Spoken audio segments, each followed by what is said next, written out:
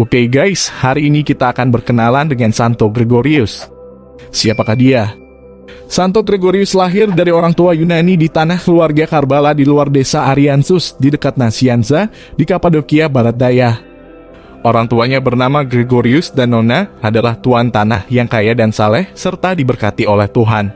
Ibunya beserta kedua adiknya Gorgonia dan Casarius juga diakui gereja sebagai orang kudus. Gregorius menjalani pendidikannya, khususnya retorika dan filsafat di Nasianza, kemudian berturut-turut ia belajar di Kasara Kapadokia, Kasara Palestina, Alexandria dan Athena. Dalam perjalanan ke Athena, kapalnya menghadapi badai yang dahsyat, dan Gregorius yang ketakutan berdoa kepada Kristus bahwa jika dia mau membebaskannya, dia akan mengabdikan hidupnya untuk pelayanan kepada Kristus. Di Athena ia bertemu dengan Basilius, teman kelasnya.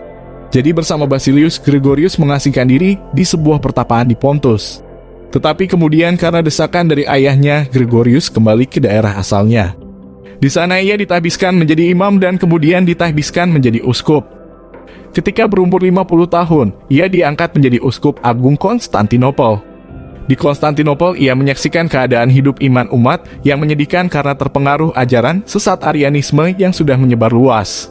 Tempat ibadat pun tidak ada. Gregorius memulai karyanya sebagai uskup dengan membangun sebuah gereja darurat. Gereja ini disebutnya Anastasis yang berarti kebangkitan. Kaum Arian yang menentangnya dihadapinya dengan tenang dan sabar. Kepada umat ia selalu berkata, kita harus menghadapi mereka dengan budi bahasa yang manis dan kesabaran yang tinggi agar bisa mengalahkan mereka. Ia banyak menulis dan mengajar di kota-kota yang menjadi pusat kebudayaan dan ilmu pengetahuan untuk membela ajaran iman yang benar.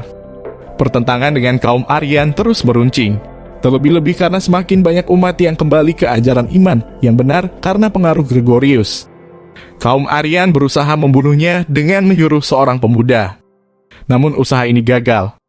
Pemuda tangguh itu seketika berubah hatinya tatkala berdiri di hadapan Gregorius yang salah itu. Ia berlutut dan mengakui niat jahatnya.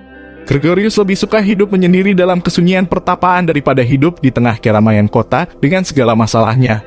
Oleh karena itu, tak berapa lama setelah ayahnya meninggal, ia kembali ke Nasianza untuk menggantikan ayahnya. Tempat di mana ia mengajar dan banyak menulis buku-buku pengajaran iman dan pembelaan agama.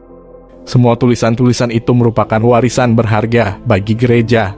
Dari tulisan-tulisannya kita mengetahui bahwa Gregorius adalah seorang teolog dan filsuf yang arif. Dia secara luas juga dianggap sebagai seorang orator yang paling berhasil dari zaman patristik. Sebagai filsuf yang terlatih secara klasik, ia menanamkan Helenisme ke dalam gereja mula-mula, membangun paradigma para teolog Bizantium dan pejabat gereja.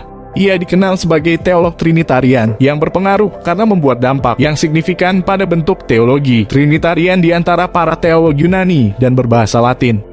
Gregorius meninggal dunia pada tahun 390. Oleh gereja beliau digelari kudus atau santo dan dihormati sebagai pujangga gereja. Perayaan untuk memperingati Santo Gregorius adalah pada tanggal 2 Januari. Oke guys, demikian gambaran singkat tentang Santo Gregorius dari Nasianza. Jangan lupa tetap dukung akun atau channel ini dengan subscribe, like, komentar, dan follow ya.